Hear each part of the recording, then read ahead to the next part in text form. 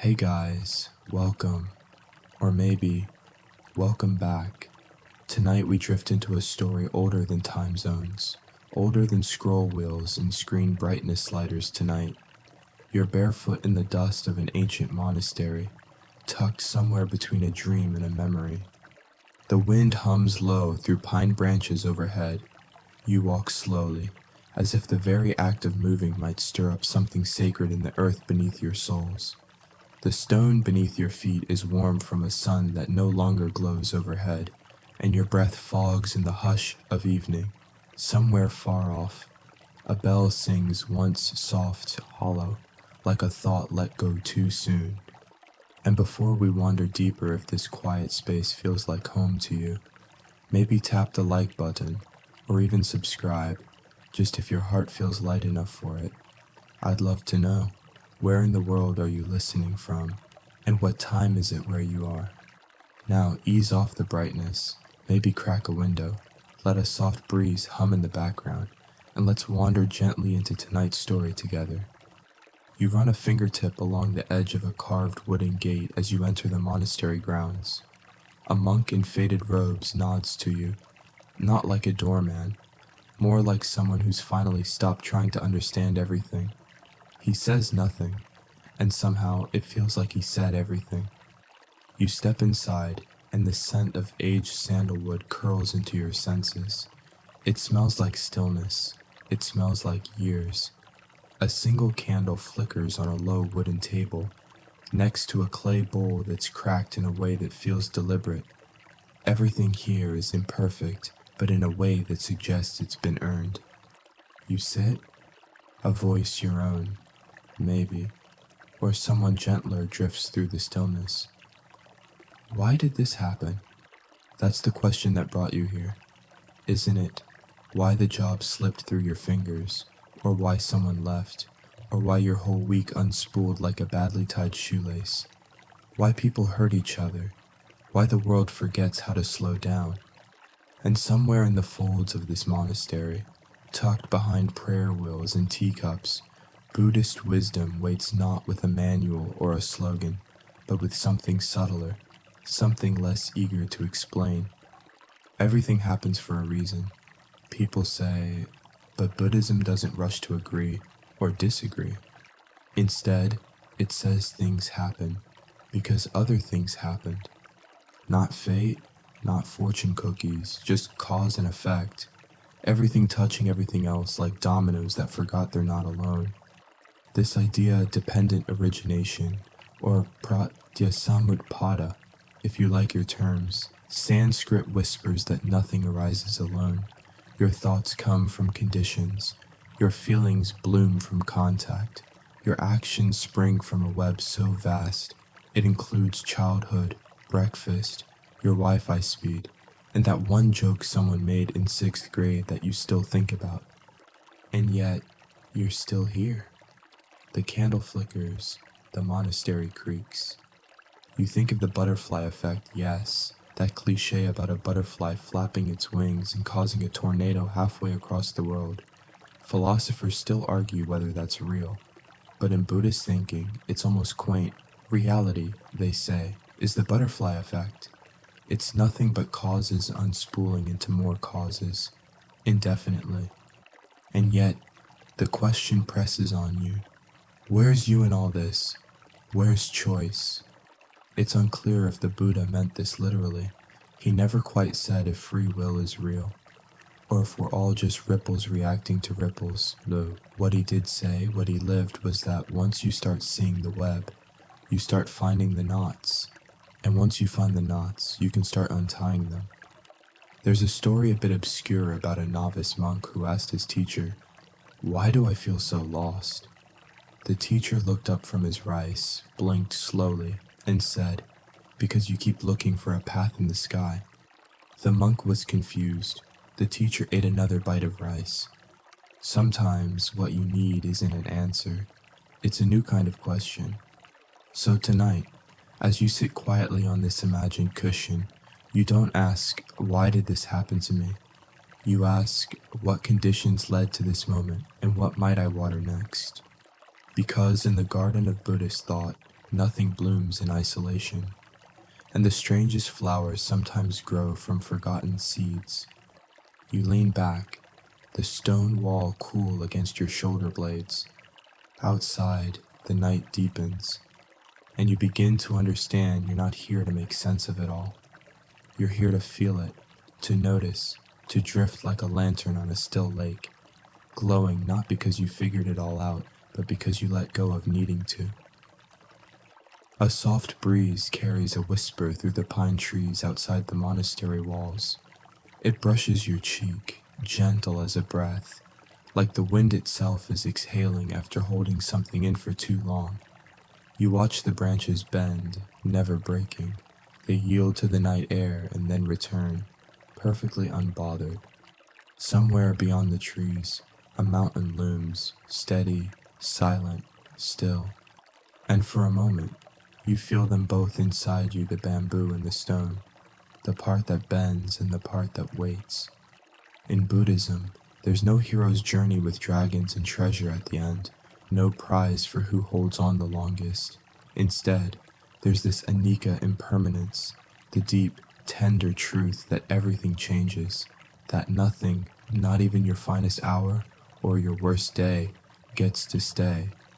At first, it sounds bleak, like someone telling you your ice cream will melt before you finish it, which, to be fair, it will. But then something shifts, because if everything changes, that means pain does too. Heartache, disappointment, even that embarrassing thing you said 5 years ago and still think about in the shower. They're all passing, like weather, like wind. There's an old story of a samurai who came to a monk, trembling with rage after losing a battle. He said, "My enemies will pay for this." And the monk, who had just been feeding birds from his open palm, said, "When the wind blows through a field of grass, which blade is victorious?" The samurai had no answer. He just sat down. You're beginning to understand strength isn't always about standing tall. Sometimes it's about bowing gently and returning to center, like bamboo, like breath. Impermanence doesn't mean nothing matters. It means everything matters differently. There's a tiny irony here. Philosophers, especially Western ones, have spent entire careers resisting impermanence. Plato dreamed of eternal forms. Descartes wanted clarity that would never fade. Even Kant tried to find truths that could survive time's unraveling. Noble efforts, all of them. But Buddhism smiles quietly and asks what if truth is like mist, real, but not graspable. Modern thinkers are starting to nod in agreement. Quantum physicists now admit that what we call solid is mostly empty space. Neuroscientists whisper that memory isn't a filing cabinet, it's more like a watercolor painting left out in the rain. And still, we cling. You think of all the times you held on to something because you feared what might come next. The job that drained you, the relationship that shrunk you, the idea of yourself that no longer fits, but still hangs in your mental closet like a shirt 2 sizes too small. It's okay, you're human.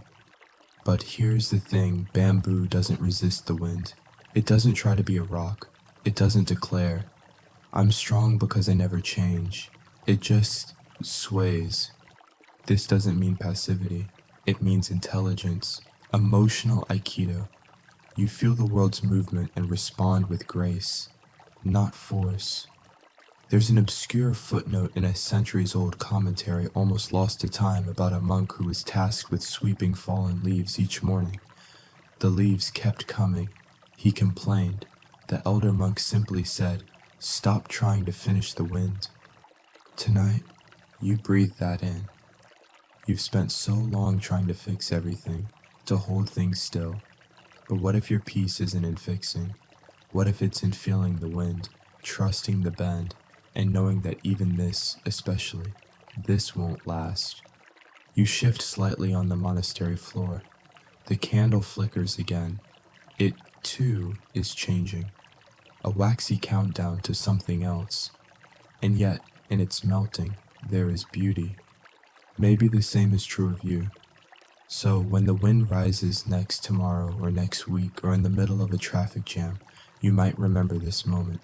The way the trees moved, the mountain stayed, and you did neither. You simply breathed. And it was enough. The night deepens, wrapping the monastery like a worn robe pulled tight against the chill. Crickets take up their rhythmic chant outside, sounding suspiciously like they're auditioning for a mindfulness app. Inside, the candle's light grows low and amber rich, pooling shadows in soft corners. You're still seated, cross-legged, in that quiet space of not needing to move. Your breath is slow, your limbs loose. The air smells like moss and ancient paper. Someone left a small cup of tea beside you. It's warm enough to hold, cool enough to sip.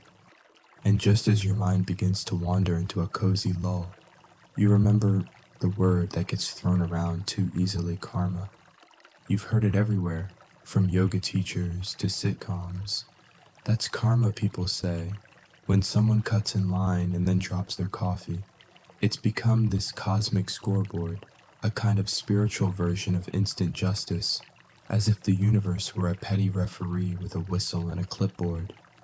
But tonight, with Buddhist candlelight flickering gently across your face, you're invited into the actual idea of karma. And spoiler, it's not a moral slot machine. In the original Pali, karma simply means action. That's it.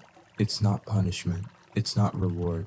It's the idea that every action, every thought, word, or deed has consequences, like ripples spreading across a pond. Not because someone is watching, not because you're being tested, but because that's just how ponds work. There's a faded scroll in a quiet corner of the monastery that tells of a nun named Dhammadinna, who once described karma not as fate, but as habit. She said our lives are shaped less by what we believe and more by what we repeatedly do, think, and say. Karma, in her view, wasn't a mystical ledger, it was behavioral gravity. Still, people want tidy justice. What goes around comes around, we say, as if the universe owes us symmetry. But Buddhism doesn't promise balance, it promises complexity. It promises that life is stitched together by so many threads that no single outcome can be traced to one cause. If someone finds $100 on the street, it might not be because they gave $10 last week. It might be because 17 years ago, a decision in another country set off a ripple that touched a friend of a stranger of a friend who dropped the bill. Scholars still debate whether karma is deterministic. Some schools, especially the older Theravada tradition, suggest a clear law of moral causation. But Mahayana texts muddy the waters, offering tales where great suffering leads to awakening, and seemingly bad outcomes yield profound wisdom. The karmic web becomes something more alive, less linear, a living net, not a scoreboard. You sip the tea again.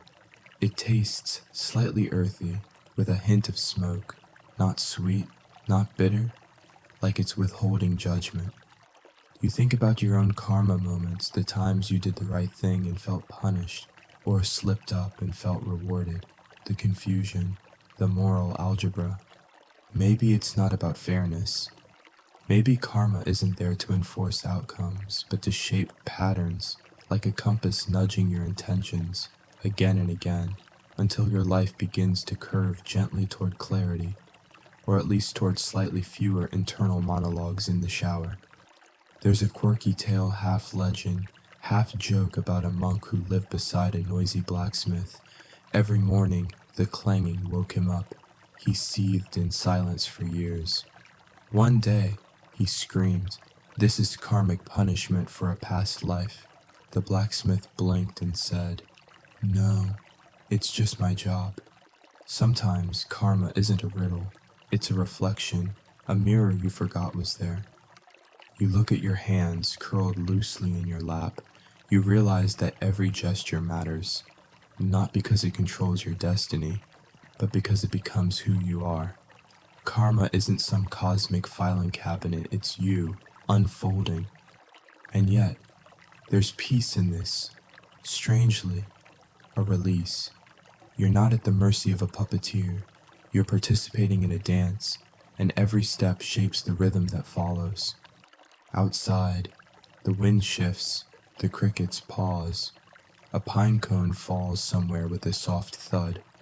In this stillness, you don't feel judged, you feel seen.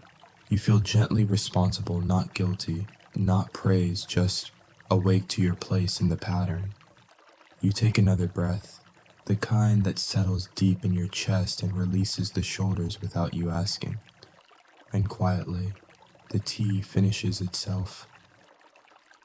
The candle is burned down to a stub now, its light no longer painting the walls but hovering near the floor like a quiet ghost. The monastery seems to sigh around you, wood groaning softly with age. Outside, the wind plays games with the pine branches again, and somewhere in the courtyard, a stone lantern flickers to life, lit by hands you'll never see. You begin to feel it, that web. Not the creepy cobweb kind that clings to elbows in basements, but something more delicate, intricate, alive. A spider's web, maybe, spun with impossible patience, each thread touched by 100 other threads. A vibration in one corner carries to the farthest edge. You barely move, and yet the universe seems to adjust its weight in response.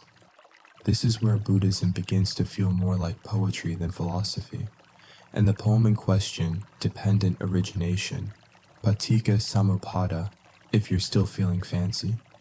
This isn't just some distant doctrine, it's the heartbeat of the Buddha's insight. He saw under the Bodhi tree, like a map drawn in the dew, that nothing exists independently, that everything you are and everything you feel, fear, and follow arises because of other things, conditions, threads. You aren't sad just because. You're sad because of memory, a sleepless night, a stray word from someone who meant well but missed. You aren't joyful out of nowhere. Joy springs from sunlight, a safe space, maybe even just the way your cat blinked at you this morning. Everything is conditioned. There's a story from the ancient texts about a monk who couldn't stop scratching his arm. It had no wound, no rash, just an itch that never quit. His teacher told him, "You are scratching the karma of your mother's sorrow." No one knows if he meant it literally or if he was just pointing to the invisible causes that live under the skin of everything.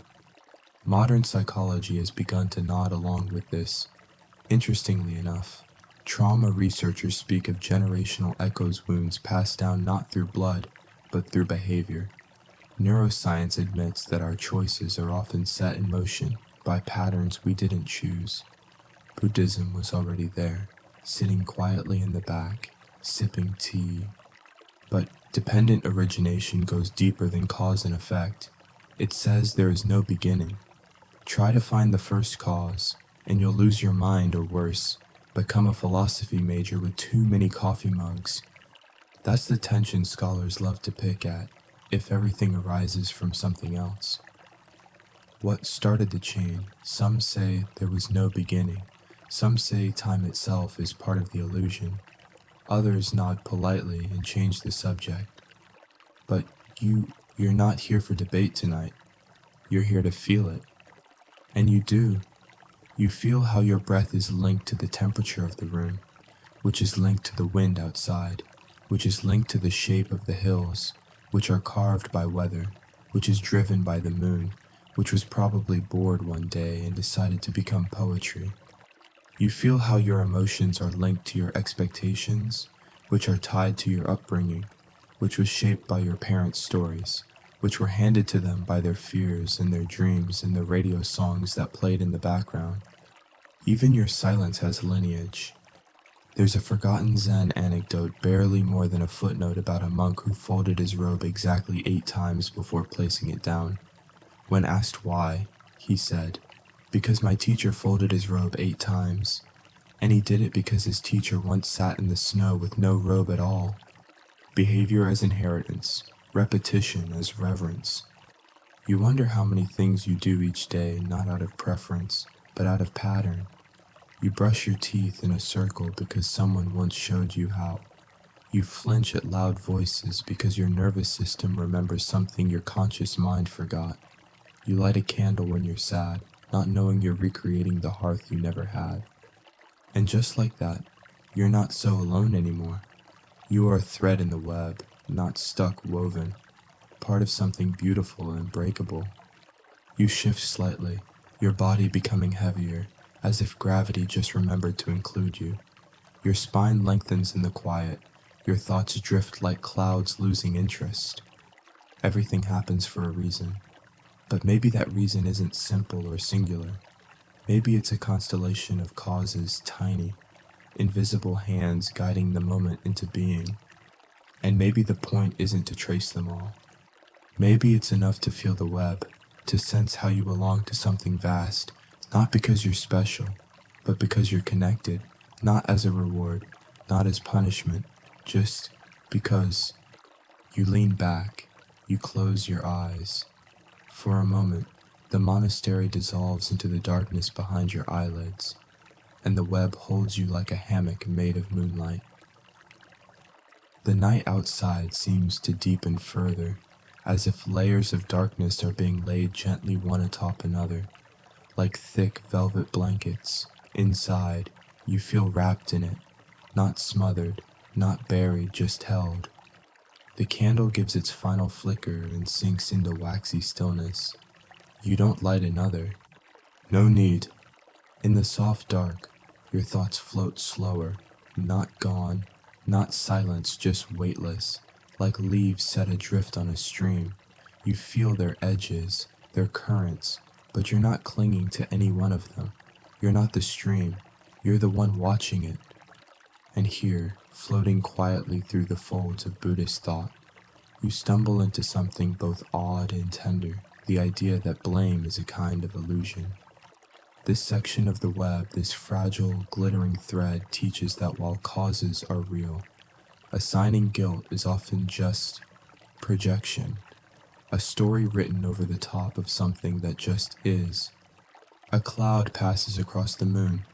Do you blame it for blocking the light? In Buddhist philosophy, intention katana is what defines the moral weight of an action. It's not the event itself, it's what was in your heart when it happened. A sharp word said in anger is different from one said in confusion. A mistake made in fear carries a different thread than one spun from cruelty. But this raises a dilemma. What about all the things that hurt you, done without intention, or the harm you caused without meaning to? There's a story, obscure and rarely told, about a monk who accidentally stepped on a frog while walking in meditation. He was devastated. For days he refused food. Finally, his teacher asked, "Did you see the frog?" "No," the monk whispered. "Then your heart was pure. Eat your rice." Buddhist ethics isn't about perfection, it's about clarity. Knowing your motives, watching your mind like a curious cat watching a fishbowl, and choosing wisely not because someone's watching, but because peace feels better than regret. Still, the human brain loves blame.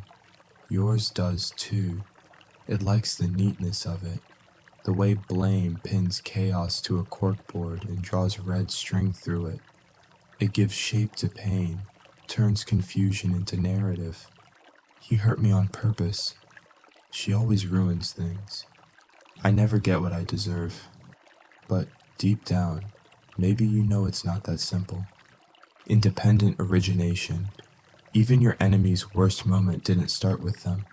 It began with fear, with childhood, with need. It began with hunger. Maybe not for food, but for kindness they never learned how to hold. This doesn't excuse anything. It just changes the texture of your understanding, from sharp edges to rounded ones, from barbed wire to sea glass. You remember a time you snapped at someone you loved, not because they deserved it, because you were tired, because someone else had snapped at you, because your expectations weren't met, because. In that moment, were you bad? Or were you a cloud casting a shadow without meaning to? Philosophers still argue about the moral responsibility, whether free will even exists, whether anyone can truly be accountable for choices shaped by genes, culture, brain chemistry, and breakfast. Some modern thinkers now challenge the idea of retributive justice entirely, urging compassion over judgment, rehabilitation over punishment.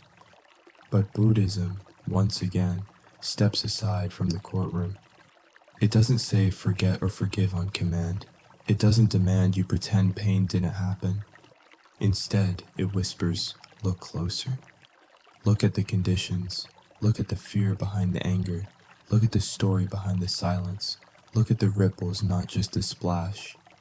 There's a teaching from the Dhammapada that says, hatred does not cease by hatred, but only by love.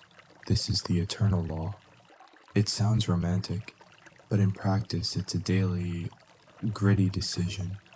One that doesn't always come with warm fuzzies or a harp soundtrack. Sometimes it just means this choosing not to replay that one argument before bed, choosing not to send the passive-aggressive text, choosing not to grip the story of blame so tightly it imprints into your palms.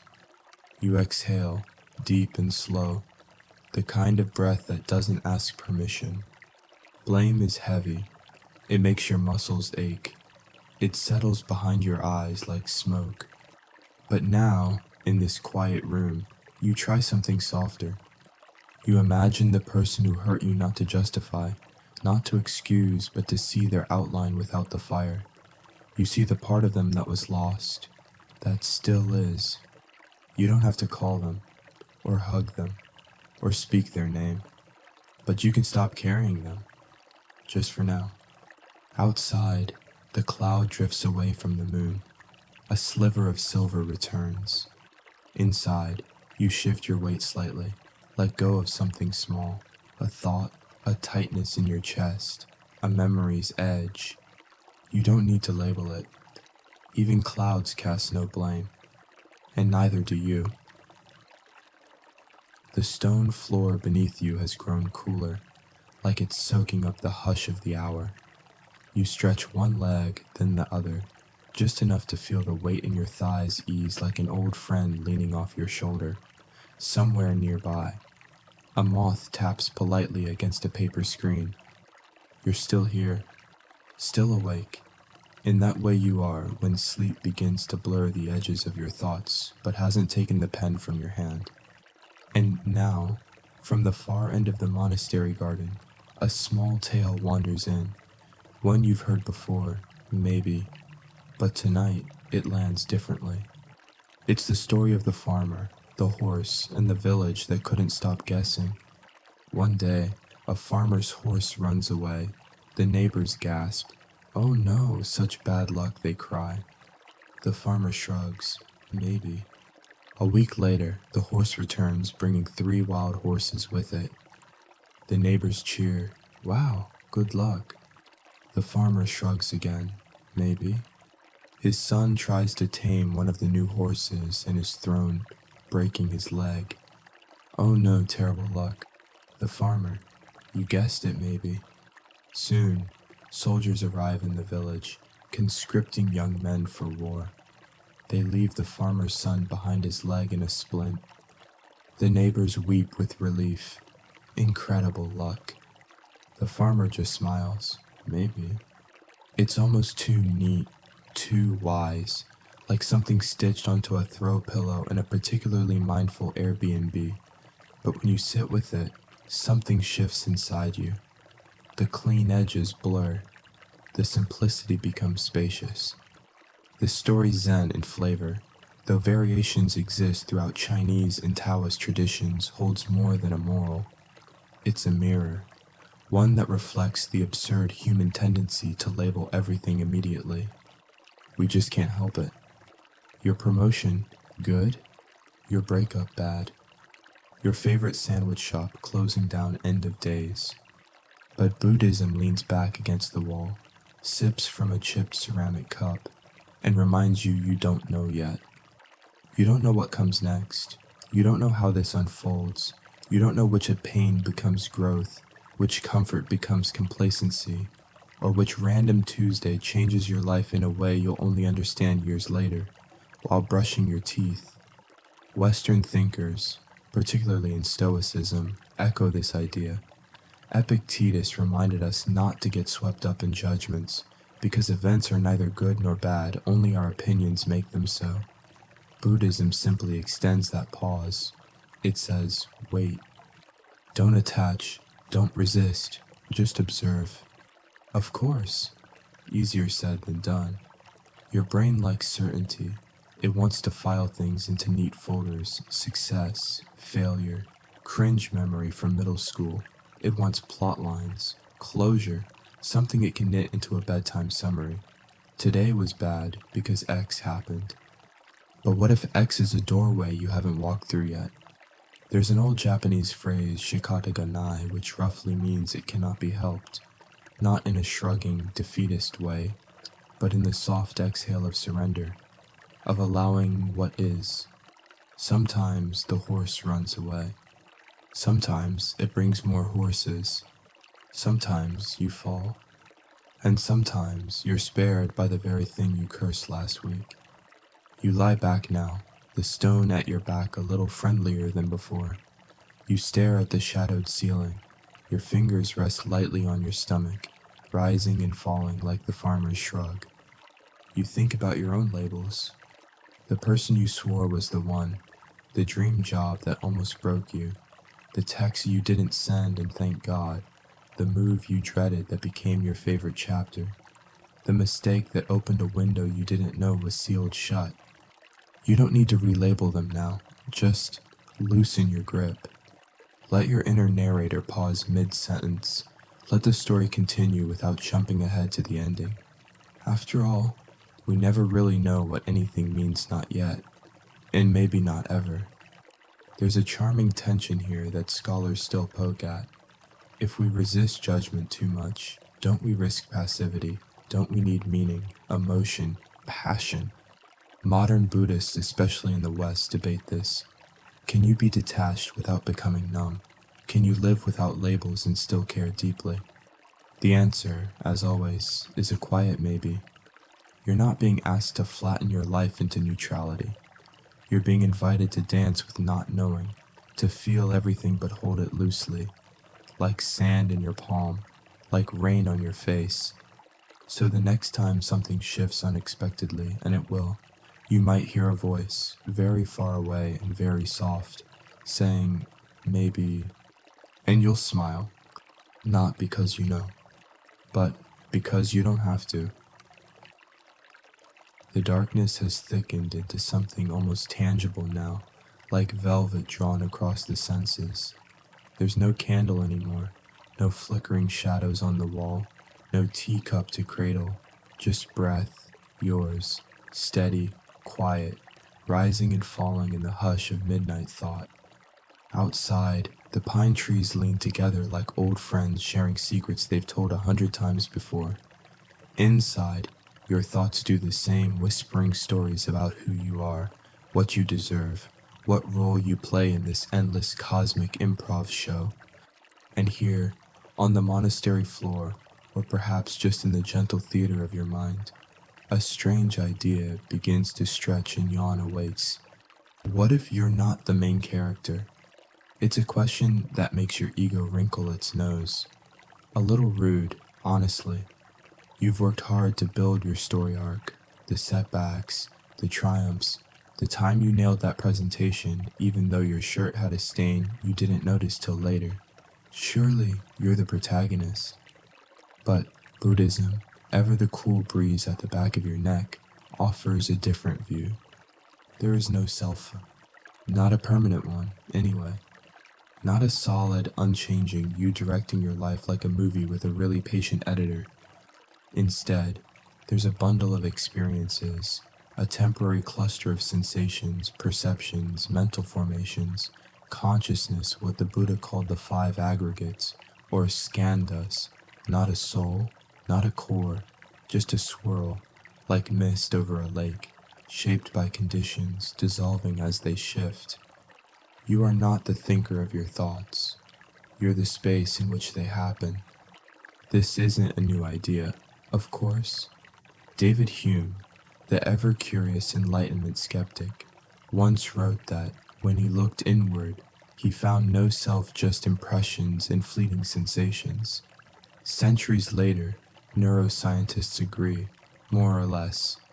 When they scan your brain looking for a central command center, there's just more brain. No homunculus pulling levers, no wizard behind the curtain. And yet, you persist. You wake up each morning and reassemble the story of you, your coffee order, your Spotify playlist, your signature sigh when work emails pile up. But if you pause, really pause, you might notice the cracks in the performance. You think you're choosing, but often you're reacting. You think you're consistent, but last week's opinion doesn't fit today's weather. You think you're in control, but your cravings laugh in your face at when the fridge light becomes the moon of your little kitchen world. So who's really driving? There's a parable tucked into an old commentary. Rarely quoted, a monk sits in the forest, watching his mind bounce from memory to memory like a grasshopper on hot stones. He finally laughs, saying, "My thoughts are like a drunken uncle at a wedding, loud, sentimental, and entirely out of my control." No one remembers the monk's name.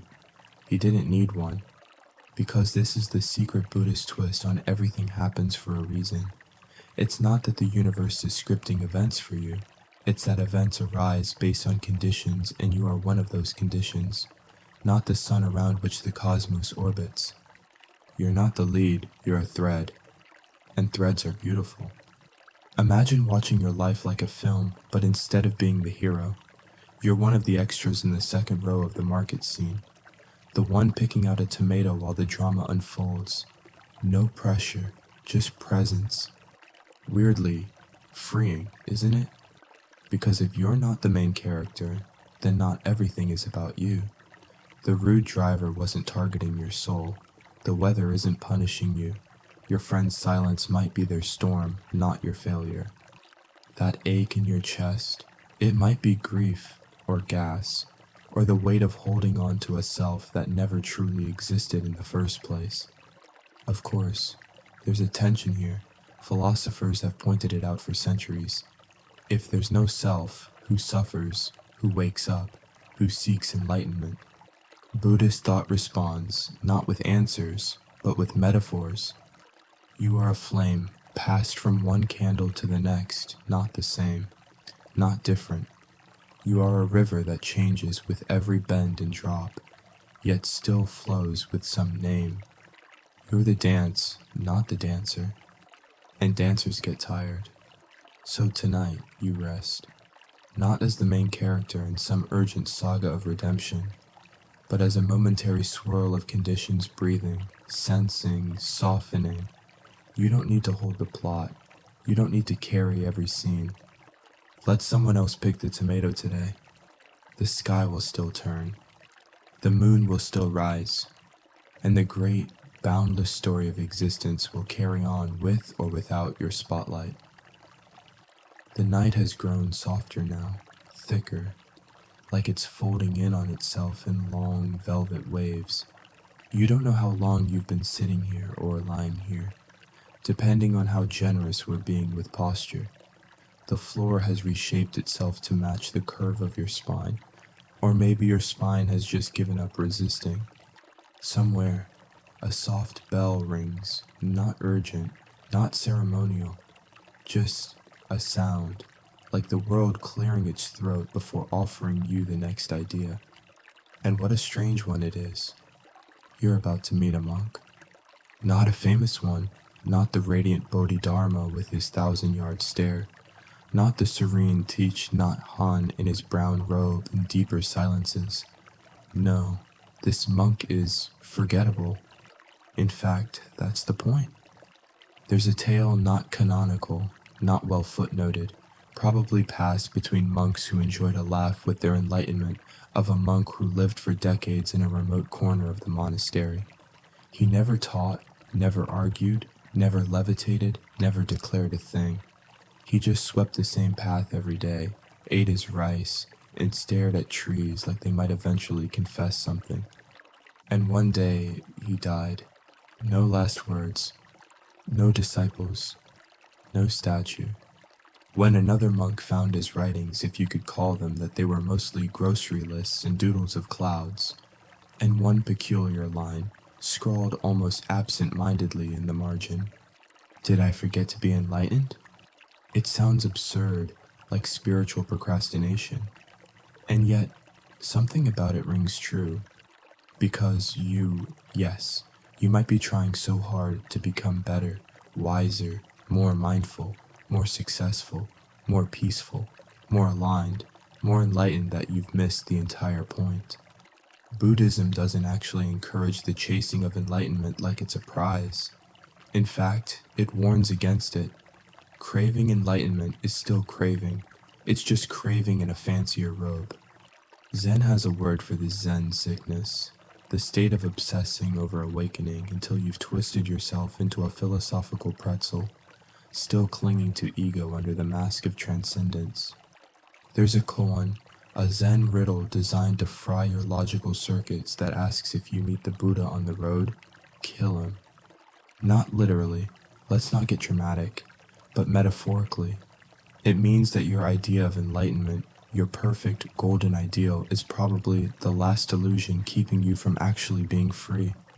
So, maybe forgetting is a kind of wisdom. There's a scholar who once argued that the highest state in Buddhist meditation isn't a grand revelation, but a kind of quiet ordinariness. You do the dishes, you feed the cat, you water the plant, and you stop asking whether you're doing it right. You just are. This idea unsettles some. Western thinkers, with our obsession with purpose and achievement, often find it too passive. If no one's keeping score, they ask, why play the game? But Buddhism doesn't see life as a game, or a ladder, or even a journey, more like a stream. One you enter mid-current. You don't control it, you don't conquer it, you just learn how to float with less fear. That's the paradox modern philosophers still wrestle with. If nothing needs to be achieved, what motivates us to act? Where's the structure, the drive, the meaning? And Buddhism just shrugs gently and says, maybe meaning isn't something you build. Maybe it's something you notice. You think of that quiet monk again, the one who forgot to be enlightened, who never wrote a book, never gave a lecture, who just swept the same path until the path disappeared. And maybe, in some way, he was enlightened, not with fireworks and lotus blossoms and trumpets of the Dharma, but in the simple way he forgot to ask. You feel your own body settle a little deeper. You're not striving now, not waiting for the next insight to arrive with symbols and chanting. You're just here. You don't need to understand everything. You don't need to awaken tonight or tomorrow or in this lifetime. You can just sip your invisible tea, listen to the pine trees gossip, rest your bones in the silence between stories. And if you forget to be enlightened, well, maybe that's the most enlightened thing of all. The hush has deepened. It's not silent. Exactly, it's the kind of quiet that has texture.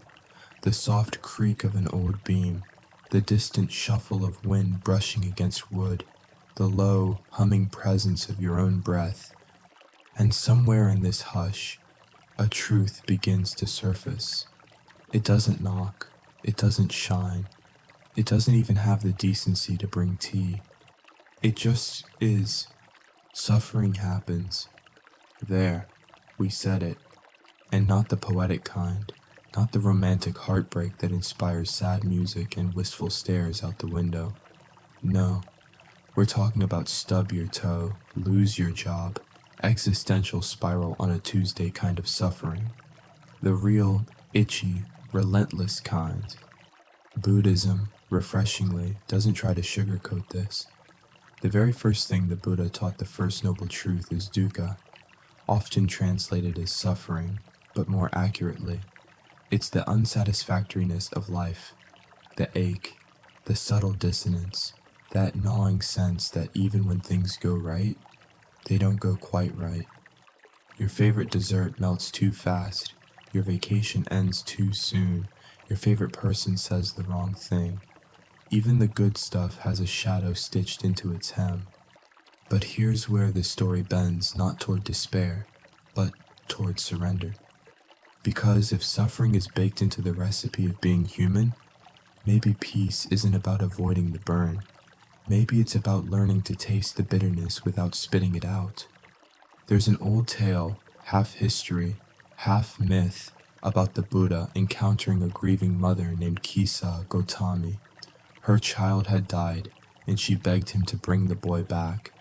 The Buddha said, "Bring me a mustard seed from a house that has never known death." She searched, from home to home, from hut to palace. Every door she knocked on gave her the same answer. "Yes, we have mustard seeds. No, we have known death." She returned with empty hands and a full understanding. She didn't get her son back, but she gained something else, the knowledge that her grief was not solitary, that her suffering wasn't an aberration, but a thread in the great human tapestry. Modern thinkers still wrestle with suffering. Is it meaningful? Is it random? Is it a flaw in the system or the system itself?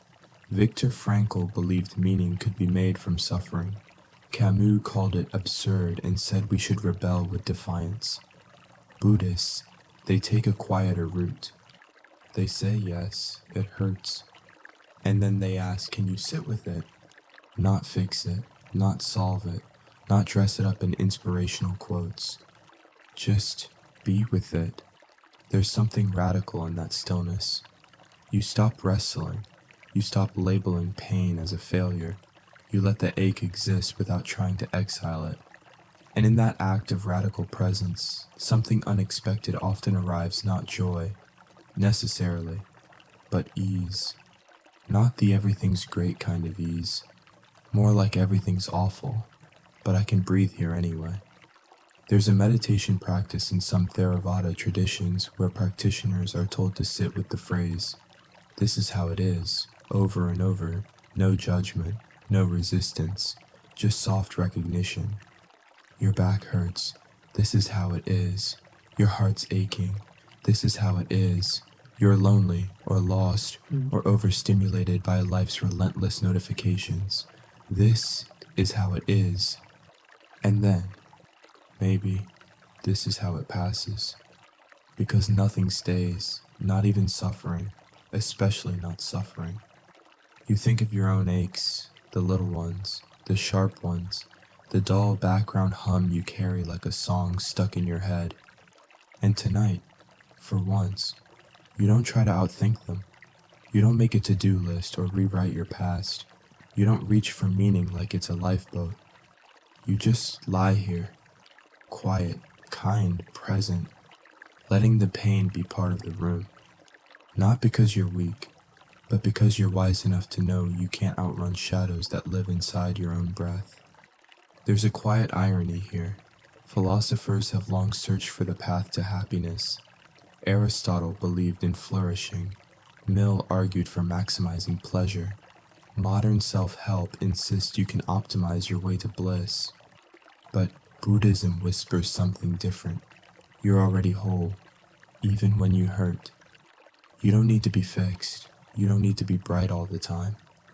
You just need to stop turning away. You shift slightly, your body cradled by the quiet like a boat bobbing in a dark, calm sea. Suffering happens, and so does surrender. And sometimes that's enough. It's so quiet now. You can almost hear your thoughts arrive before they fully form. They drift in gently, like mist curling over a mountain pass. No rush, no sharp corners, just vapor tracing the shape of your consciousness. You've let go of so much already: names, roles, stories, even the idea of being the main character. You've softened into suffering, welcomed uncertainty, and stopped asking the wind to explain itself. But tonight, the path takes a more curious turn. Not dramatic, not with a drumbeat, just a gentle spiral. Because now you're stepping into the strange terrain of samsara, the Buddhist word for the endless cycle of birth, death and rebirth, the big loop, the cosmic hamster wheel. And spoiler alert, it has no GPS. Samsara is what happens when the mind keeps craving, clinging, reacting. It's not hellfire, it's habit. It's not punishment. It's just what arises when the conditions are right, like weeds in the cracks of a forgotten sidewalk, or browser tabs you never meant to leave open. You wake up, you get stuck, you forget, you try again. Rinse, repeat, rebirth. But don't picture literal reincarnation just yet, not unless you're into that. Buddhism is flexible here. Some schools take rebirth quite seriously. Others, especially the more psychological branches, treat it more like metaphor. Every moment, a new you. Every reaction, a new karmic echo. You snap at someone you love. That's a rebirth. You apologize. That's another. You wake up and reach for your phone before your breath. That's samsara, baby. It's the mind caught in loops, unable to pause long enough to see it's looping. There's an old Tibetan tale about a monk who was reborn as a dog, not because he sinned, but because he spent too much time thinking about his pet.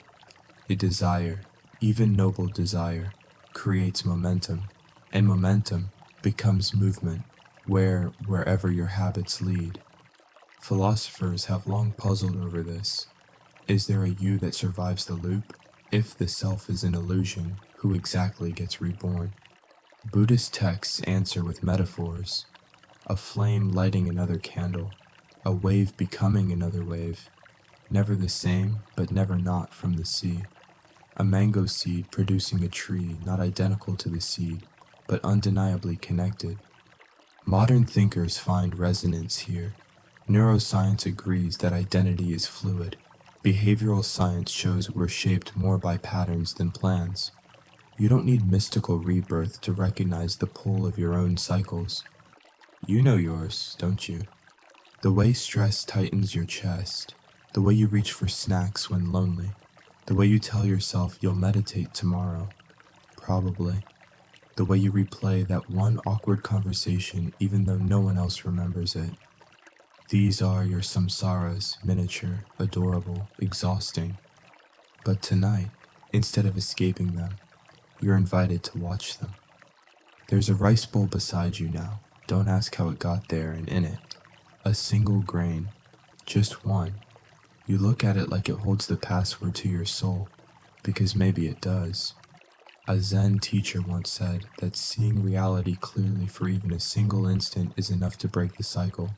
Just a moment of pure, unfiltered attention, like waking up mid-dream.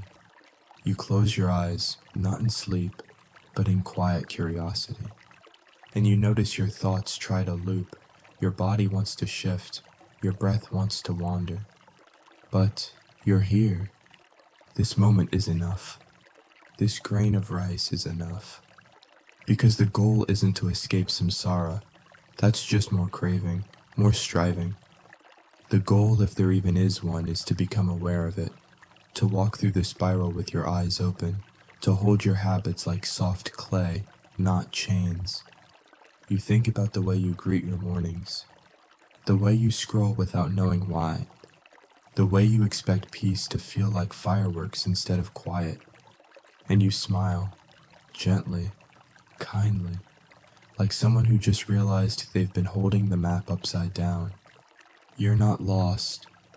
You're just spinning in a dance you didn't know had steps. And now, you know. Outside, a crow caws once, then silence. Inside, a breath. Samsara may have no GPS, but awareness, that's your compass. The night has now become something thicker than time. Not endless, but unhurried. It folds around you, not as a blanket exactly, but like an old song you used to know by heart. You're not quite sure where you are anymore, monastery, memory, metaphor, but none of it matters. You're where you need to be. And now, as your thoughts settle into longer waves, you drift closer to a word that's carried both awe and confusion across continents. Nirvana.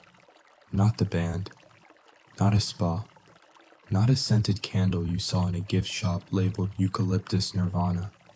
No, we're talking about nirvana, the ultimate goal in Buddhist thought, the extinguishing, the unbinding, the beautiful nothing that holds everything. It's often misunderstood.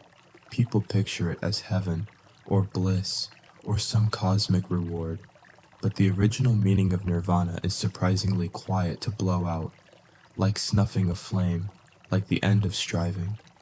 Imagine that the fire finally rests, the craving ceases, the wheel stops spinning.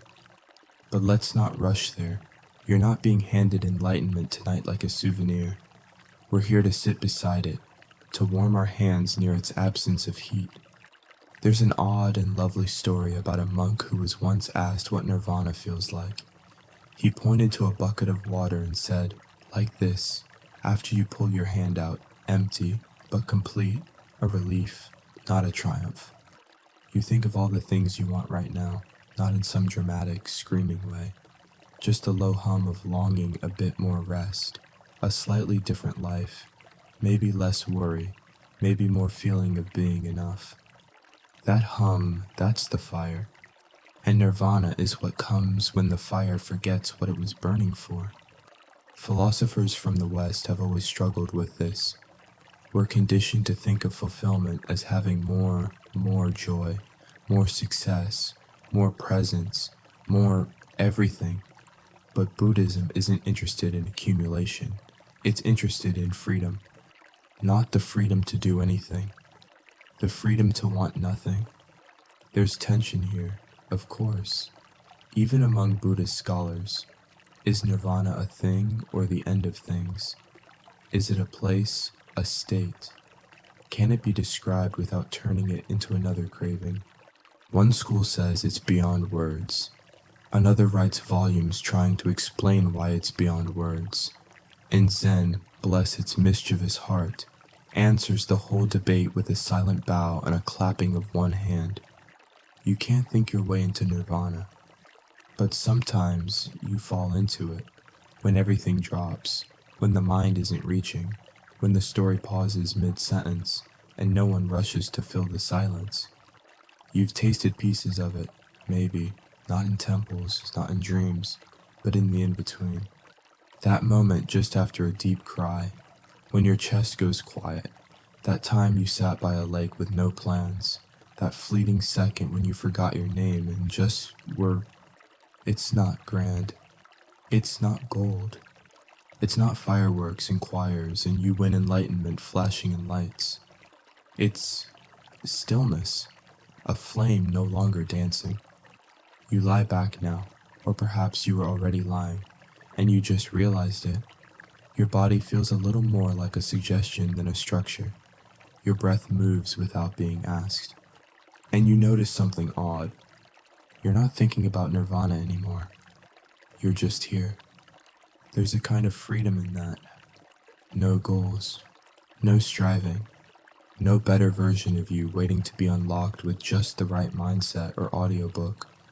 Just awareness, resting in itself. There's a half-forgotten Zen anecdote about a student who asked his teacher, "Is this the path to nirvana?" The teacher threw a sandal at him and said, "Where are you standing now? You don't need to seek it. You don't need to earn it. Sometimes nirvana isn't a place you arrive. Sometimes it's what's left when you stop leaving. And here you are. You're deep in the folds of night now, deeper than question, deeper than narrative, the kind of deep that doesn't ask for anything but your quiet presence. The world feels a little distant, like a radio playing softly in another room. You could go back if you needed to, but you don't. And just when you thought things might stay serene, a strange group enters the story. Hungry ghosts. No, not Halloween style, not sheet-covered, chain-rattling, Scooby-Doo types. These are beings from Buddhist cosmology pretas, as they're known in Sanskrit, spirits trapped in a state of perpetual craving. They have swollen bellies, thin necks, mouths too small to satisfy their hunger. No matter how much they eat or drink, they're never full. They are the avatars of insatiability. It sounds mythic, like something carved into temple walls or whispered in folk tales to keep children from stealing dessert. But tonight, you notice something uncomfortable. These ghosts, they look a little familiar. They check their phones 35 times an hour. They scroll endlessly, searching for the next dopamine hit. They add items to carts they'll never buy. They refresh inboxes with eyes that don't blink. They are us. On some days, in some moods, we're haunted not by spirits, but by lack. The quiet sense that we're missing something that if we just had this or that, we'd finally exhale. Buddhist psychology names this root poison as tanha thirst. It doesn't just mean desire, it means clinging thirst, the kind that contracts the mind, the kind that tells you, not yet, you're not there, keep going. It comes in flavors, craving for pleasure, craving for becoming, even craving for non-becoming, the desperate wish to disappear, to escape, and none of it satisfies. There's a charmingly grim story from an obscure Burmese monastic text about a man who was reborn as a hungry ghost simply because he hoarded incense. Not food, not gold, incense. He couldn't stop smelling it. Even as a ghost, his cravings twisted his form into something barely human. Scholars still argue whether the hungry ghost realm is literal. Is it another plane of existence, or is it simply a metaphor for psychological suffering? Either way, its meaning is uncomfortably clear. When you're ruled by want, you become hollow. You think about your own hungers, not food, the deeper ones. The hunger to be seen, the hunger to be right, the hunger for anyone to say, you're doing okay. None of these are bad. They're human. They're real. But when they grip too tight, when they become the engine of your identity, they start to distort you. Modern psychologists call it the hedonic treadmill, the endless chase for happiness that never seems to stick. You get the thing, you feel the buzz, and then it fades, so you chase again. Buddhism saw it coming centuries ago. It doesn't shame you for wanting. It simply asks, what happens when you stop feeding every hunger? Not starve, just stop feeding the ones that can't be filled. Tonight, you imagine the ghosts, not with fear, with compassion. You see them lining the hallways of your mind, whispering, more, more. And instead of running, you sit with them. You pour them tea. You listen. You say, I see you. I know what it's like to want and not know why. And in that moment, maybe one ghost softens, just a little, just enough. You think of the one moment today you felt ease. Maybe it was when you stopped scrolling, or when you looked out a window, or when someone laughed at your joke, even if it wasn't very good. That was the opposite of craving. That was fullness. And it wasn't flashy. It wasn't expensive. It was just enough. So now you lie here, ghosts quiet, hunger hushed. You're not full, maybe, but you're not empty either.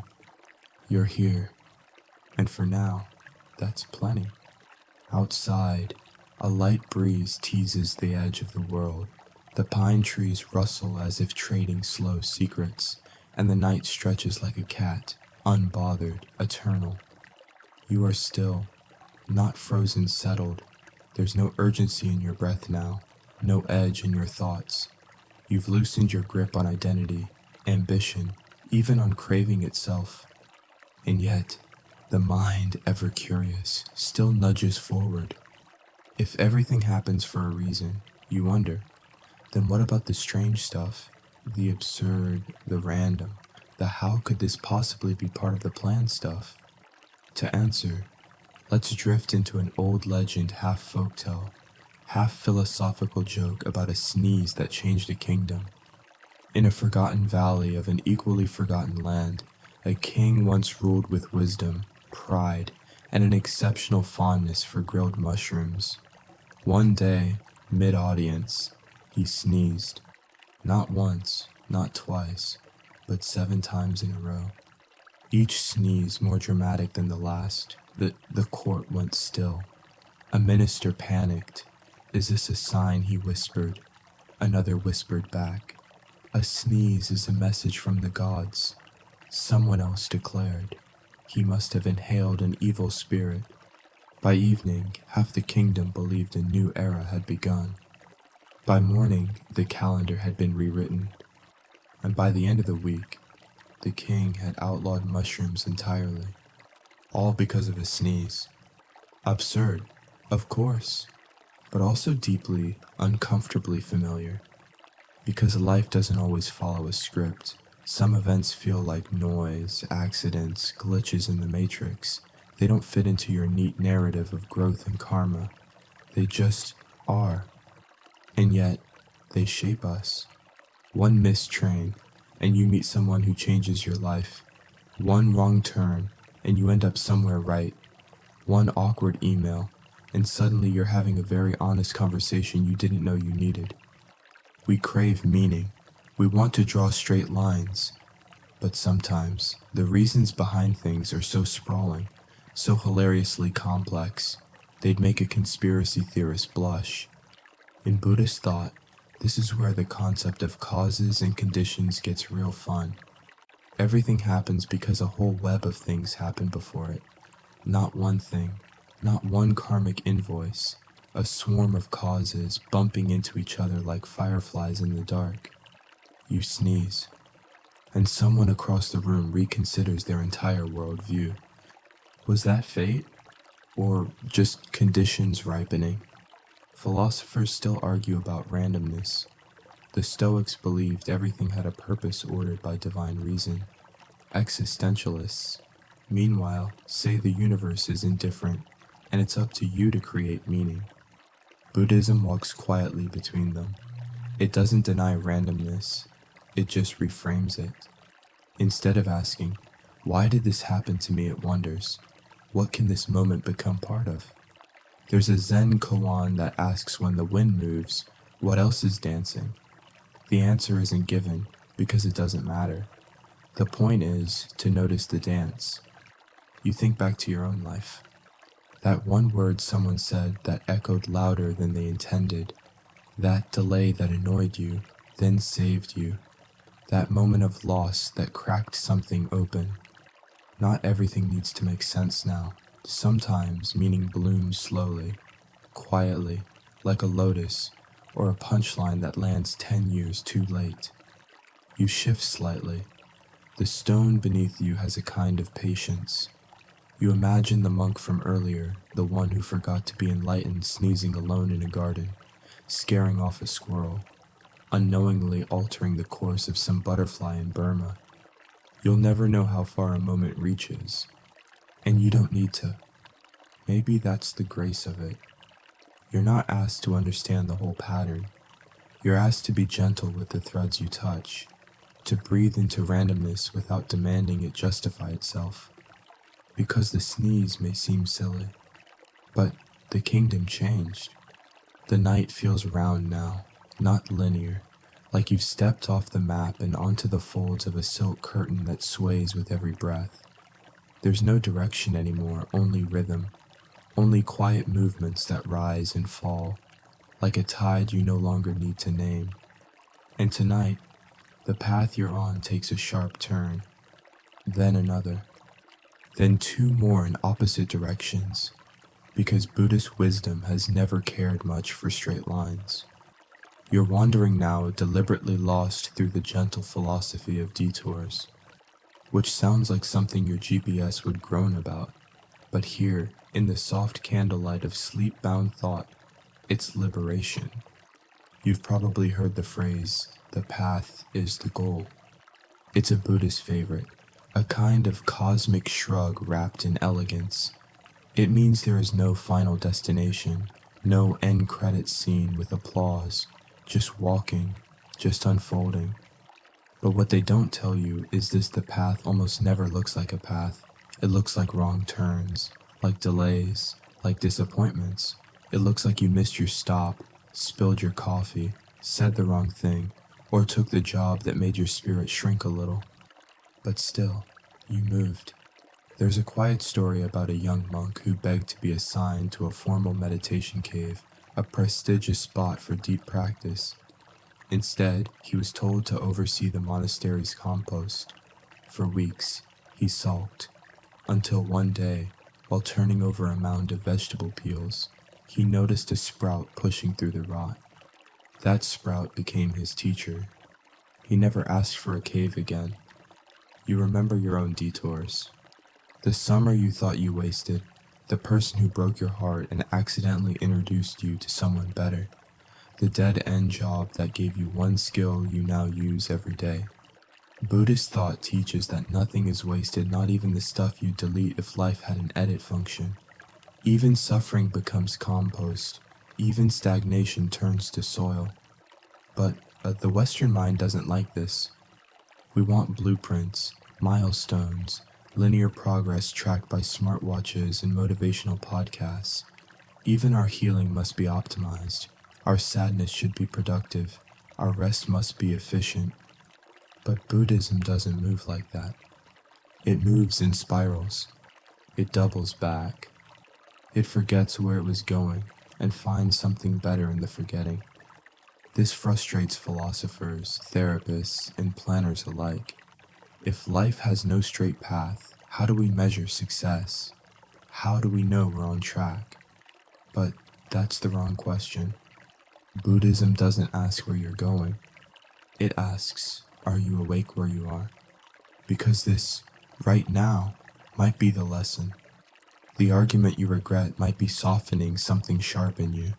The waiting period might be building patience you'll one day need. Even your confusion might be the gateway to clarity just delayed. You think of all the times you tried to force the path to go straight, when you pushed for answers, when you skipped the quiet parts, when you chased the next thing so hard, you didn't notice you were already somewhere beautiful. There's a Japanese concept, yohaku no bi, which means the beauty of empty space. It honors the pause, the margin, the blank section of a painting where nothing seems to happen, but everything breathes there. And so do you. You exhale. You let go of your itinerary. You stop asking if this moment is taking you forward, backward, or nowhere. You just notice it. The cool floor beneath you. The way your breath curls at the edges. The stray thread on your sleeve you hadn't noticed until now. No enlightenment, no breakthrough, just presence.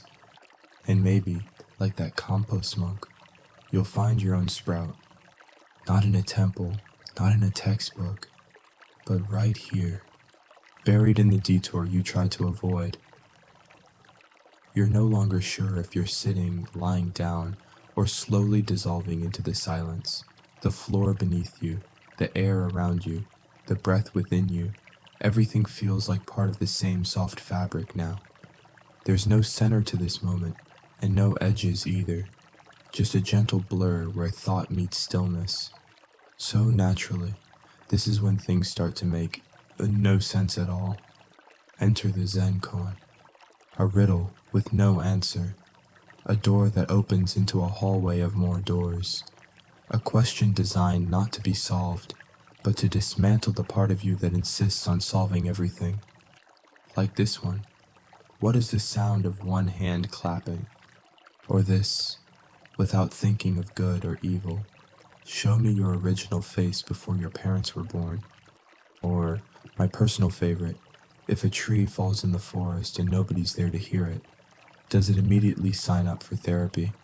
Zen masters have used koans for centuries to jolt students out of logical thinking, not to confuse them, but to liberate them. Because logic, as wonderful and noble as it is, has its limits, especially when it comes to awakening. You might feel this already. When you try to think your way into peace, it slips away. When you chase insight like a grocery list item, it hides. But when you give up, when you truly surrender, you find a quiet you didn't expect. There's a tale about a Zen student who sat with the koan, Does a dog have Buddha nature? He thought. He studied. He meditated until he forgot what dogs looked like. After weeks of frustration, he shouted, "This is stupid." His teacher smiled. "Good, keep going." Koans are like philosophical prank calls. You answer, and the line is empty. But something shifts anyway. And in that shift, a space opens. Modern philosophers find koans fascinating and maddening. Western philosophy tends to love clarity, syllogisms, deductive reasoning. Even our doubt is structured. Descartes doubted methodically. For goodness sake. But Zen doesn't want to lead you to knowledge. It wants to burn the furniture in your mental house and see what's underneath. Not to destroy you, to reveal you. You've had your own koans, probably. Life throws them all the time. Why do I feel lonely in a room full of friends? Why does doing everything right still feel wrong? Why am I thinking so hard about not thinking right now? These aren't mistakes. These are entry points, invitations into deeper awareness. Even your insomnia, yes. Even this moment might be a koan in disguise. A question with no answer, only presence. There's an obscure record of a Zen monk who woke up one morning, walked out into the snow, and started laughing so hard he cried. When asked why, he said, "I finally understood the koan." What was the answer, the others asked. He just kept laughing. Because the answer wasn't a sentence. It was a shift. You lie here now, koanless but not clueless. You don't need a riddle. Your breath is enough. Your sensations are enough. Your presence is the punchline. Still, you try to invent your own. What is the sound of one alarm clock ringing? You imagine it echoing into a sleepy mind, not waking it up, but lulling it further into a dream. That's the magic of Zen. It doesn't pull you out of life. It drops you so fully into it, you forget there was ever anything to escape. So tonight, you stop trying to make sense. You let the thoughts drift by like lazy koi in a pond. You release your need to fix, to figure out, to label. And in that not knowing, something peaceful begins to bloom. Something wordless. Something wise. You're floating now, not metaphorically well. Okay, still metaphorically, but it feels real.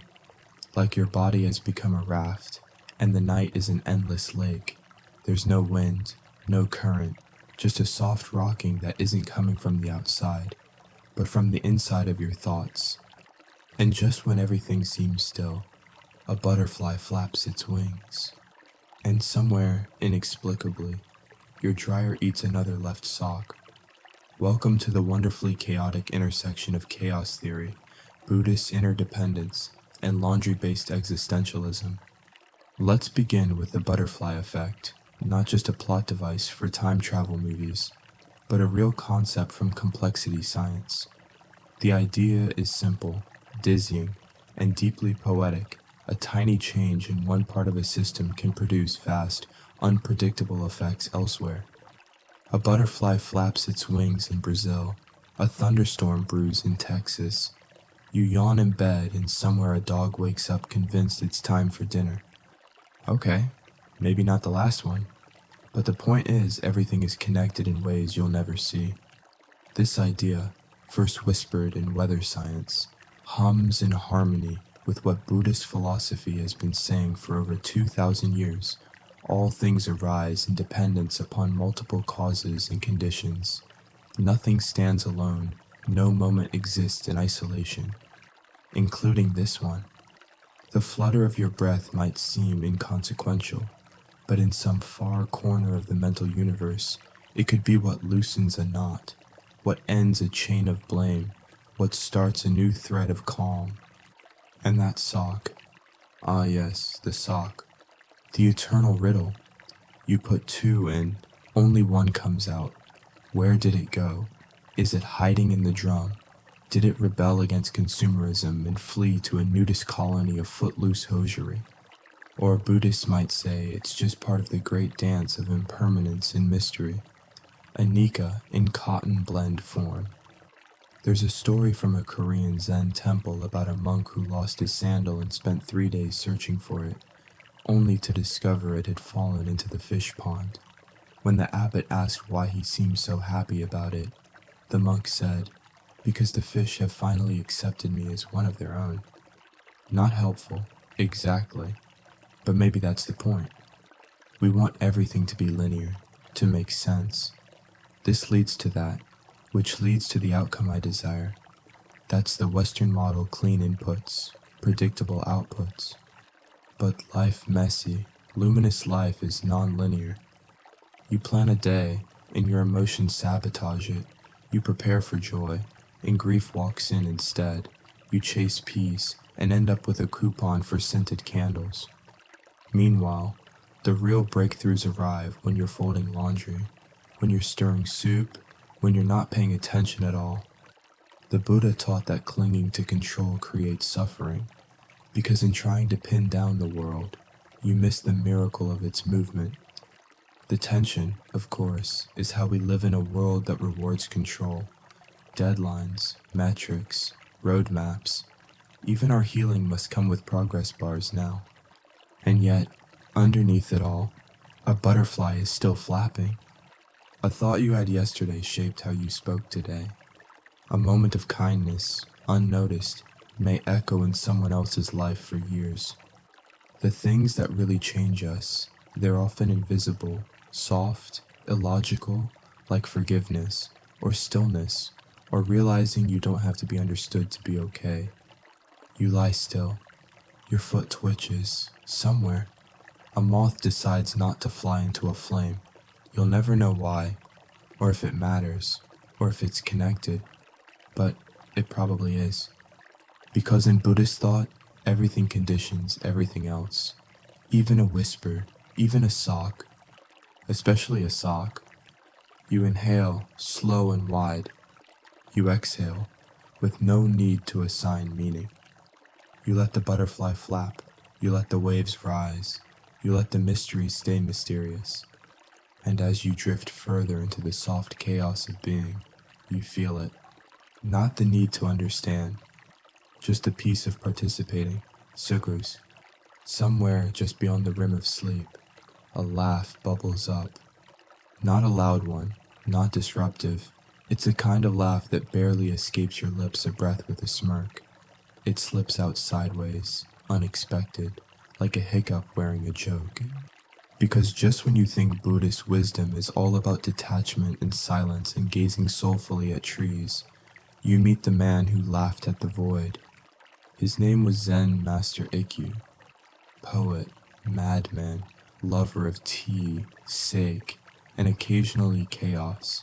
He wore his robes like suggestions, slept under bridges, wrote verses that danced between enlightenment and innuendo, and once claimed that the best place to meditate was in a brothel, because if you could stay mindful there, you could stay mindful anywhere.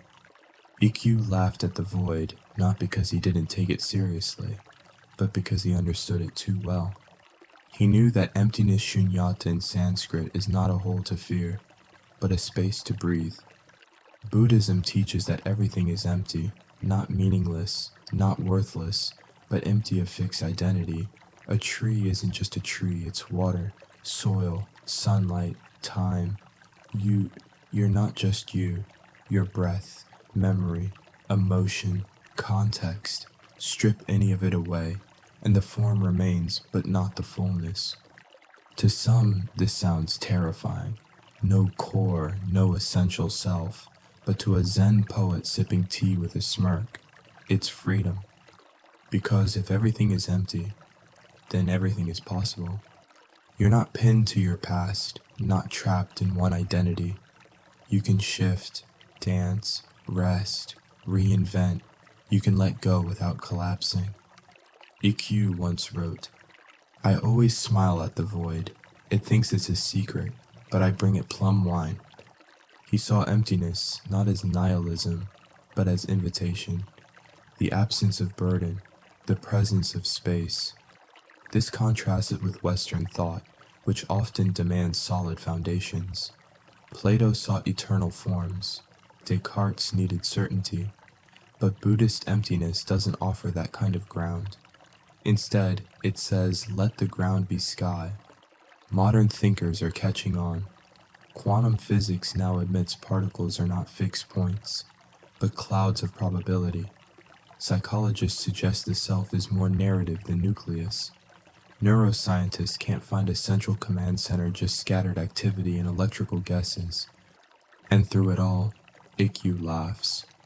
Not at you, not at the suffering, but at the absurdity of trying to anchor yourself in a sea made of waves. You think about the void in your own life, the silence between texts, the day off that felt too empty, the question no one answered. You used to dread those moments, fill them, distract yourself.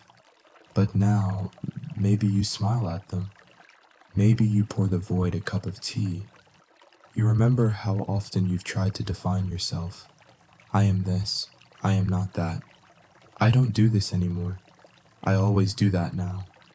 But definitions, too, are empty. They help, sure, but they don't hold. Like a laugh, they rise, they fall, they fade. And you're still here. Not clinging, not labeling, just being. There's an old saying, the wise man points at the moon, and the fool stares at the finger. EQ would laugh at both, then write a poem about the moon getting drunk and sleeping in a teacup. And maybe he'd be right, because enlightenment isn't always found in solemn silence. Sometimes it slips out sideways in laughter, in irony, in the realization that all your deepest questions can't be answered by thinking harder. They dissolve, like laughter, like fog, like you, on the edge of sleep, smiling at the space between thoughts. And maybe that's all the awakening you need tonight. The night stretches long and silver now, not tired, not heavy, just timeless, like it forgot to measure itself. And so have you. There's no sense of how long you've been here, listening, floating, weaving yourself into these stories like threads in an old monk's robe. You're not looking at the clock. You're not wondering what comes next. You've slipped into that soft Buddhist paradox of being nowhere in particular and yet completely at home. Which is good, because tonight, we're gonna flirt with the idea that you've never really been born at all. Welcome to the realm of reincarnation. Or, if we're being precise, and we aren't, because we're polite guests in this philosophical garden rebirth. In the Buddhist view, reincarnation isn't about your soul being beamed into a new baby like spiritual USB. Buddhism doesn't really do souls. It does processes, streams of cause and effect, consciousness shaped by conditions, passed along like a flame lighting another candle. There's no single self that travels, more like tendencies, patterns, momentum. It's not you who returns, but something about you, like ripples remembering the stone. There's a story about a monk who was asked what comes back in the next life. He held up a leaf and said, "This was once sunlight." Hard to argue with that. But let's not rush, because this whole rebirth business is confusing even for Buddhists. Some schools take it literally: you live, die, and re-emerge in another form. Human, animal, deity, ghost, depending on your karma. Other traditions, especially those with a psychological or modern bent, see rebirth as metaphor. You're constantly dying and being reborn. Every thought, every mood, every morning you wake up with a new idea of who you are. And the tension remains. If there's no self, what continues? Scholars wrestle with this. Even the Buddha dodged the question at times. When asked directly whether the self exists after death, he famously stayed silent. Not because he didn't know, but because the question itself was off-key, like asking what happens to the color blue when a flame goes out.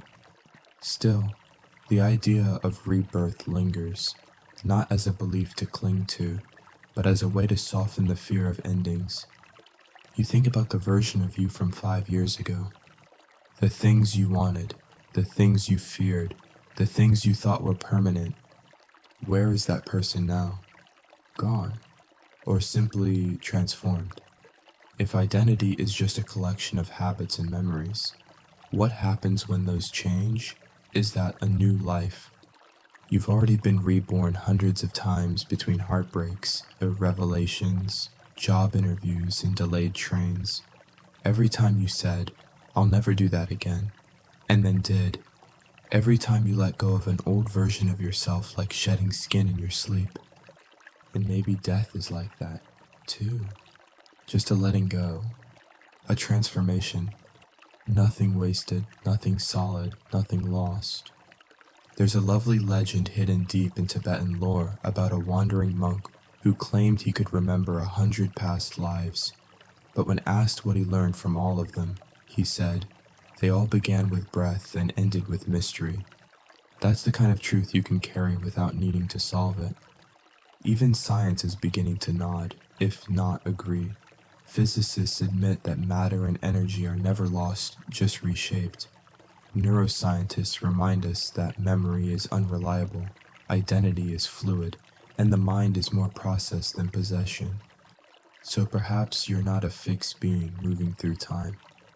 Perhaps you're a series of notes in a long, shifting melody. And when one phrase ends, another begins. You don't need to believe in reincarnation. You don't need to dismiss it either.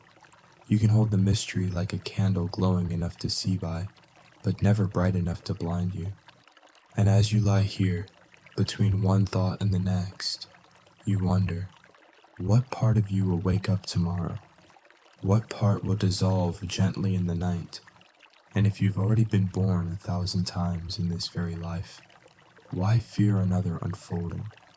You inhale, you exhale, you let go gently like a leaf returning to water, and you trust that whatever returns will know the way home.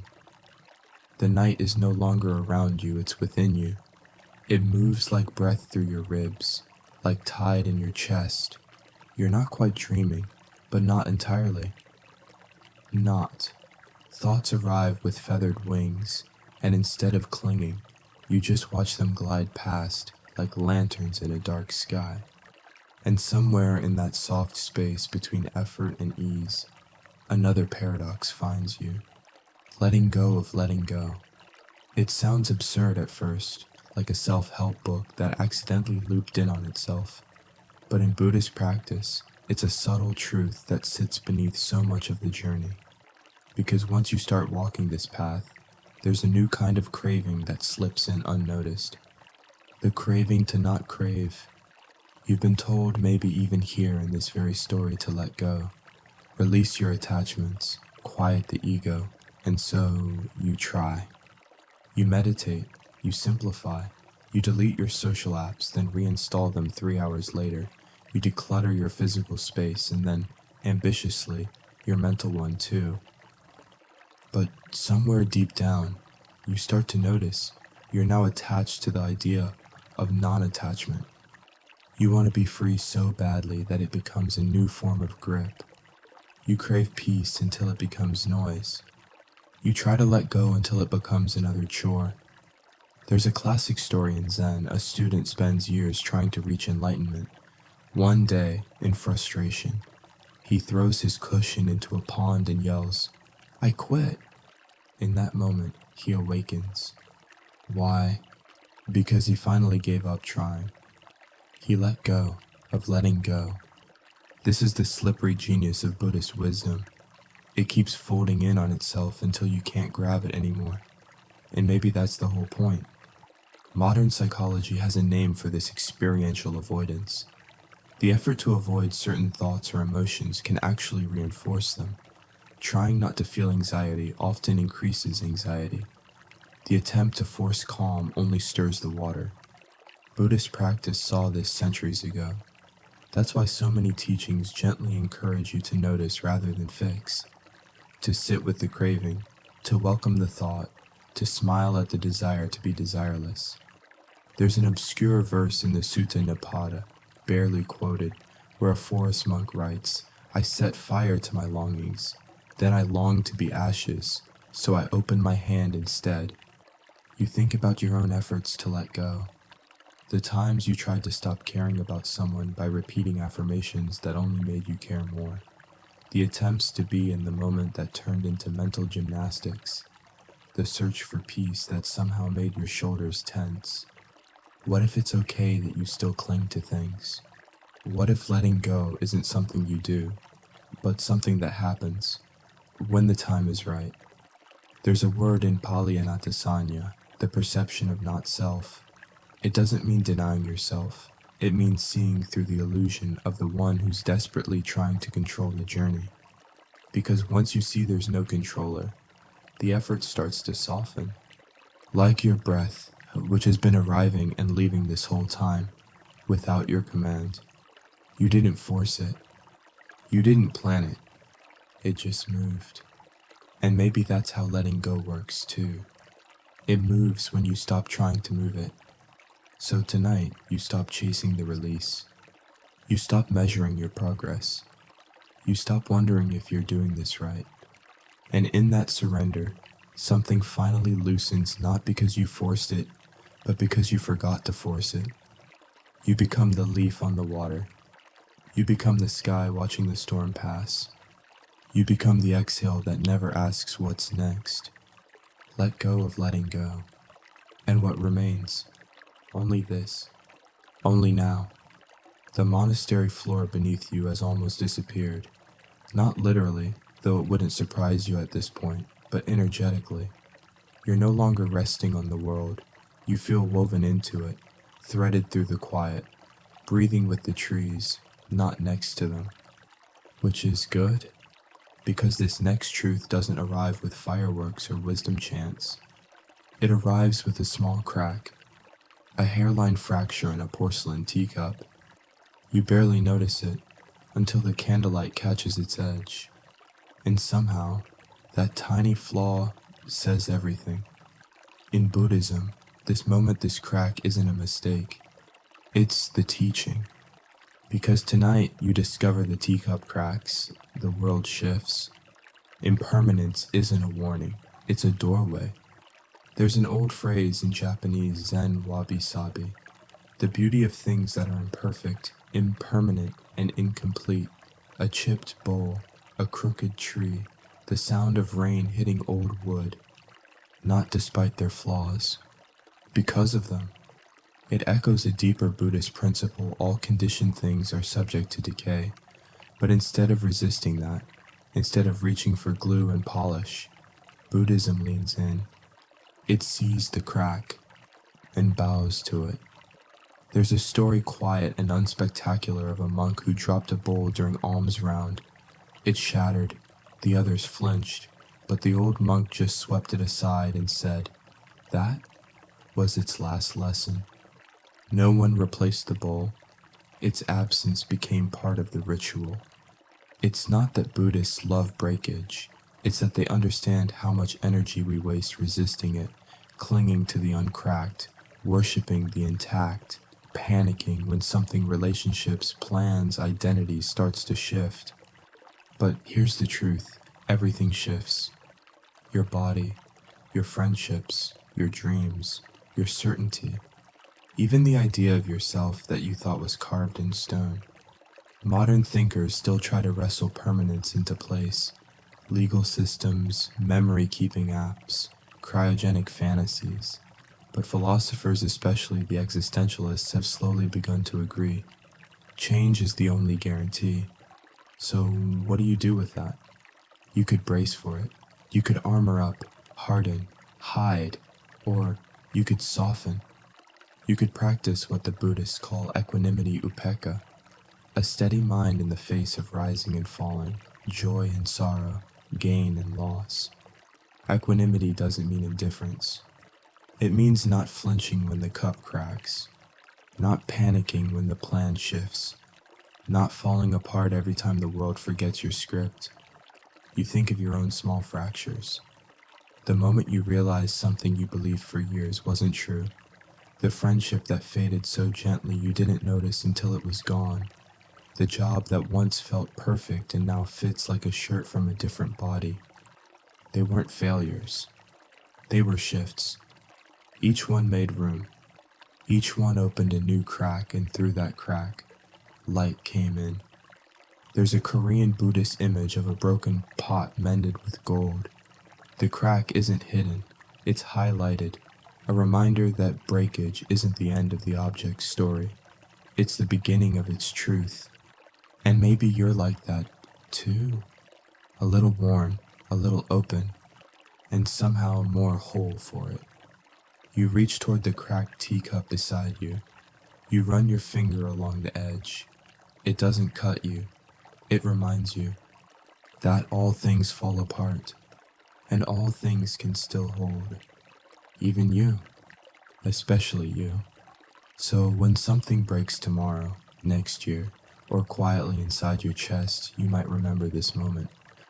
You might not rush to fix. You might just sit and listen to the shift. The dark has become your companion now, not shadowy, not ominous, just soft, like a thick wool blanket passed down through generations. It doesn't hide things anymore. It reveals them differently, with warmth, with humor, with a kind of sleepy reverence for what we are and what we're not. And it's in this soft light that you're invited to meet someone very familiar. He sits cross-legged beneath a tree, his eyes half-lidded, back straight, hands resting like still water in his lap. Yes, that guy, the Buddha. You picture him, glowing with serenity, untouched by worry, a spiritual superhero in a robe. Every Instagram wisdom quote wrapped in human form. But let's press pause on the pedestal for a moment, because tonight we drift into a quieter truth. The Buddha had Mondays too. He didn't float above the world. He walked through it, with dust on his feet, stomach grumbling, sometimes annoyed, sometimes unsure, sometimes just tired of repeating himself to stubborn monks who didn't get the message the first time, or the 12th. There's a record in the Pali Canon of the Buddha once saying to his attendant Ananda, "Let's go somewhere quiet. The noise of the monks debating is giving me a headache." Yes, even the enlightened one needed alone time.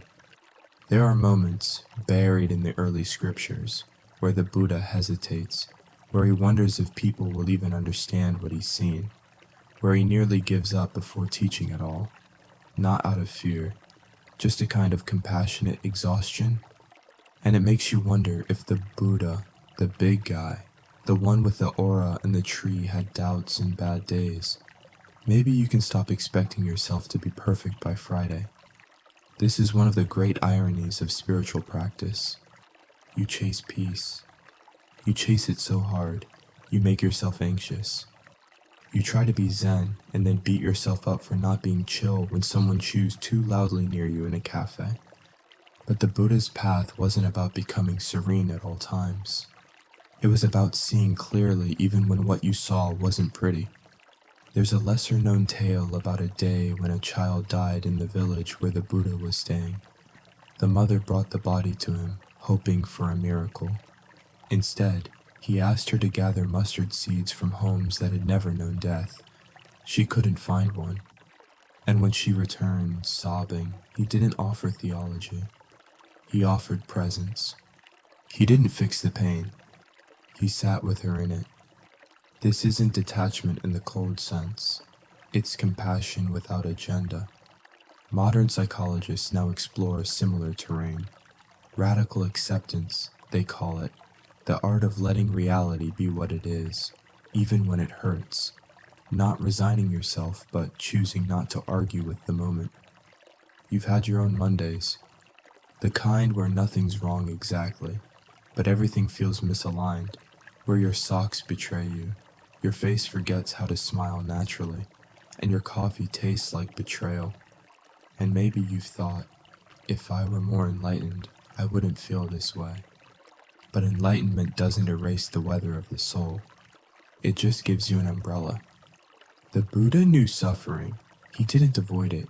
He used it as kindling. When someone insulted him, He responded like a man being offered a gift he didn't need. If I do not accept it, who does it belong to? But that doesn't mean he never got tired, never got hungry, never wished people would stop asking him for just one more answer. And that's comforting, isn't it? Because if the Buddha could be weary and still be wise, then maybe you can be a little grumpy and still be growing. You don't have to transcend your humanity. You just have to be tender with it. So tonight, if your mind still wanders, if your emotions are strange shapes you don't recognize, if your soul feels like it's wearing pajamas 3 sizes too tight, that's okay. The Buddha had Mondays too, and Tuesdays, and probably laundry. There's something loose about you now. Not in a my limbs are melting way, though fair enough if they are, but in that deeper, inner scaffolding kind of way. The tension in your chest, the checklist in your mind, the subtle itch to make something of today. All of it has gone a bit slack, like an overworked rope finally laid down. And in this softness, a strange new possibility arrives. What if there's no such thing as wasted time? It sounds like a lovely Pinterest quote, the kind you might scroll past between emails and yawn smile at before diving back into real productivity. But Buddhism offers it as something quieter, stranger, deeper, not a comfort, not a slogan, but an insight. Because in the Buddhist view, there is no central judge holding a stopwatch, no cosmic manager grading your hours. There is only now and the conditions that brought it into being. That long nap you took instead of replying to emails, it was part of the path. The relationship that fizzled into silence, it shaped your compassion. The walk where you got lost and didn't find enlightenment, just a mediocre sandwich, still counts. Buddhism doesn't measure life in milestones. It watches patterns. It watches how a moment unfolds from the last and into the next. How your intention, satana, shapes not just your karma, but your presence. If you were paying attention even to your boredom, it mattered. There's a story about a monk who spent 7 years sitting in silence. Everyone assumed he was attaining something profound. When asked later what he discovered, he said, "Mostly, I discovered I was deeply bored." The others gasped. He smiled. "And now I am not." Boredom, too, is part of the path. So is confusion. So is repetition. You think of all the time you lost. The day you stayed in bed, the week you drifted, the year you felt behind. But behind what race did you think you were running? Even Western philosophers are starting to whisper similar ideas. Heidegger spoke of being toward time not as a clock, but as a mood, a condition of being here. And modern psychology has confirmed it. People aren't more fulfilled when they cram more in. They're fulfilled when they're present, even during doing nothing, which is a very Buddhist thing to say. The challenge, of course, is that we've been trained to value visible progress. We want receipts, trophies, time well spent. But Buddhism asks a gentler question. Did you show up for the moment? Even a little, even just with one breath. Then it wasn't wasted. There's a Zen anecdote of a master stirring soup. A student asks him what the meaning of life is. The master shrugs and says, "The soup needs more ginger." It sounds flippant, but it's not. It's a reminder that life is not on pause while you figure it out. This is it. Even your waiting is part of it. Even this. You rest your hand on your stomach now, feeling the rise and fall like waves in a tide pool.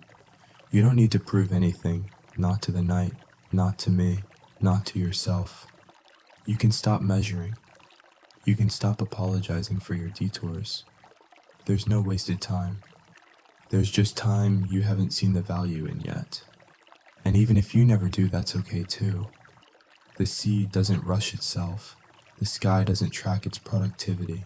The stars take 1 billion years to form and never once check their stats. So tonight, you let go of the ledger. You close the spreadsheet in your mind. You lie here, perfectly unproductive, and wildly, profoundly present. Something in the air feels richer now, denser, but not heavy, like a cup of tea brewed just a little longer. It holds weight, warmth, and a quiet kind of truth. Because now, as you rest between the folds of breath and story, you notice what's been under all of this from the beginning. The mud. And out of it, slowly, silently, with no drama at all, comes a flower. A lotus. And here, Buddhism offers you one of its most beloved teachings, not a doctrine, but a metaphor that grows straight from the soil of human struggle. The lotus grows in mud for a reason. Not despite the muck, because of it. You see, the lotus doesn't bloom in crystal clear water. It roots itself in thick, dense, messy sediment, in places other flowers wouldn't dare dream. It reaches through the darkness, not around it. And when it rises slowly, patiently, it emerges unstained. The ancient texts love this imagery. It's not just poetic, it's practical. Because in Buddhism, suffering dukkha isn't just a condition to endure, it's the necessary condition for awakening. Not pain for its own sake, not martyrdom, but transformation. Your wounds, they're not detours, they're soil. There's a beautiful story often forgotten about a young nun in the Buddhist time who lost everything in a fire, home, family, even her will to practice. She came to the Buddha, burned in body and spirit, and said, "I am ash." And the Buddha, with all the gentleness of the moon, simply said, "So is the earth that feeds the lotus." Modern thinkers still wrestle with this. Do we need suffering to grow? Is pain essential, or just inevitable? Couldn't we just evolve through joy, or maybe really good soup? Psychologists now speak of post-traumatic growth, how hardship can rewire us toward deeper compassion, clarity, purpose, but it's controversial because not all suffering transforms, and not everyone rises. And Buddhism agrees. It doesn't romanticize pain. It simply says you can meet it differently. You can sit with the mud. You can stop cursing it. You can even thank it. Because maybe that heartbreak cracked your ego enough to let kindness in.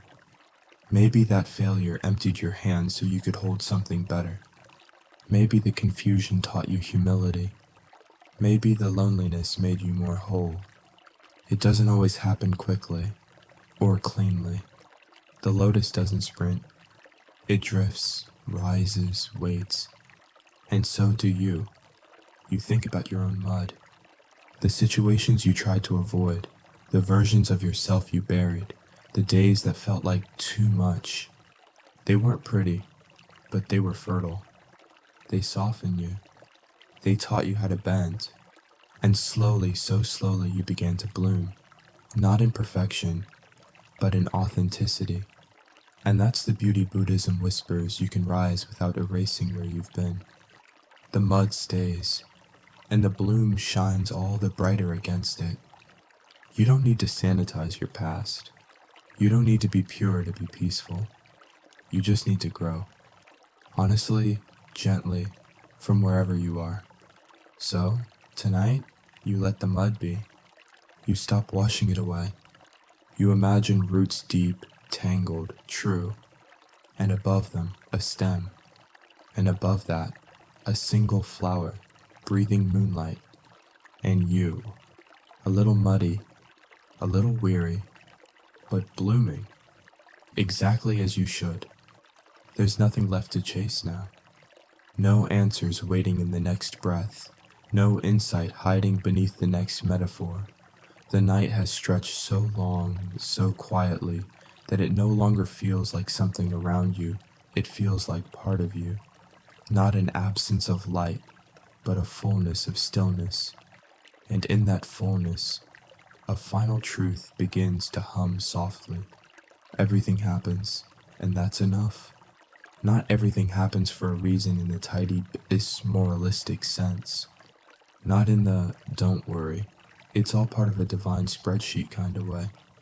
But in the gentler, deeper knowing that things arise, things fall away, and your peace doesn't depend on decoding them. It depends on allowing them. Buddhist thought has never been interested in tidy narratives. It sees the human need for meaning, but also sees how that need can turn into craving, grasping for storylines where none exist, tying bows on grief, forcing lessons from chaos. But sometimes things just happen. A cup shatters. A friend drifts away. A stranger smiles for no reason. A breeze carries a scent that reminds you of someone you forgot to miss. There's a verse in the Dhammapada that says, "Things arise and pass away. Let your peace be in that." No cosmic justice, no karmic invoice, just what is. You think of the moments you try to explain into submission. Why that person left, why the job didn't work, why you still cry at odd hours even though everything's fine. And maybe, just maybe, you're ready to stop translating the silence. There's a Zen koan about a monk who asked his master, "Why did Bodhidharma come from the west?" The master replied, "The oak tree in the garden." It sounds like nonsense, but maybe it means stop asking why, start noticing what is. The tree doesn't justify itself, it stands. The river doesn't apologize for where it bends, it flows. The moment doesn't explain itself, it simply unfolds. And you're part of that unfolding. You don't need to extract value from every experience. You don't need to mine every event for enlightenment. You don't need to know the reason behind the timing of your tears. You can simply witness the arising and passing, and let it be enough. Even philosophers are warming to this. Some contemporary thinkers now speak of non-reductive meaning where things matter not because they serve a goal, but because they exist. A breeze on the skin, a look across a room, a moment of stillness between thoughts. Enough. You lie still now, and you feel it. Not an answer. Not a conclusion. A presence. The way the night doesn't justify itself. It just is. You think of all the stories you've tried to complete, the things you told yourself you needed closure on, the tangled plots that remain unresolved, and you smile. Because maybe closure is a myth. Maybe open-ended is perfect. Maybe the story was never meant to wrap up like a novel. Maybe it was always a poem. So tonight, you give up the question. You stop demanding the meaning. You breathe in, you breathe out, and you know, everything happens, and you don't have to explain any of it, because this moment, it's enough. You've come so far, haven't you? Not in distance, there were no miles here, no cities to pass, no borders to cross, but in depth, in surrender, in the kind of quiet only reached when every story, every worry, every self-assigned identity has gently set itself down beside you and fallen asleep. Now you lie here, not as a seeker, not even as a sleeper, just here, still. And from that stillness, one last thread weaves its way through the dark. It doesn't sparkle, it doesn't shine, it barely moves at all. But it is yours. A final breath of insight, not shouted, not taught, just something you notice as easily as noticing your own exhale. This is the last thought before you sleep. And it doesn't have to be profound. It doesn't have to wrap up the night with a bow. It just has to be true enough. And so it is. Somewhere beyond your eyelids, the moon is still holding its slow vigil. The trees haven't moved much. They're still watching over you like old librarians keeping the noise down. And the stories, all those Buddhist threads of karma and craving and cause, they're not asking anything of you now. They've curled up like cats and gone quiet. In this moment, you're not reciting philosophy. You are it, not in any grand way, but in the way your body has softened against the floor. in the way your breath has slowed without asking, in the way your mind drifts without chasing itself. Remember the hungry ghosts. They're asleep now. Remember the monk who forgot to be enlightened. He's quietly smiling in the corner of your mind, eating soup with no spoon. Remember all the suffering, the cracks, the awkward middle chapters. They happened. They passed. And here you are. Not perfect, not pure, but perfectly enough. You're not looking for peace anymore. You're resting in it. No conclusions, no clarity required. The lotus grows from the mud. The spider's web catches moonlight. The teacup cracked and still holds water. And you've loosened even the idea of needing to be held. You're floating now, through breath, through dark, through the gentle edge of waking and the soft curve of sleep. Let this last thought slip away without clinging to it. Let your mind dissolve like incense smoke into the ceiling of your dreamscape. No more questions, no more narration, only silence, only warmth, only rest. There's nothing left to do now, nothing left to remember or reflect on or repair. All the thoughts that needed to visit you have. All the stories that needed to unfold did. The rest, it can wait. Let your shoulders drop even more. Let your face soften, even if no one's watching. Let your breath stretch out longer, as if it too is ready to curl up and nap beside you. You don't need to stay awake for the ending. You've already arrived. So if your eyes are still gently open, you can let them close. No pressure, no ceremony. Just like petals folding into themselves after a long, sunlit day. Whatever happens next, whether it's sleep or dream or the space in between, it'll carry you. Because the moment is whole. Because the night is kind. Because you are not a problem to solve, or a puzzle to complete. You're a ripple in something vast and soft and wise. And the universe is not waiting for anything from you. It's already resting with you. So sleep, if you haven't already. And if you have, then this last whisper is just for the part of you still listening. You are allowed to let go now.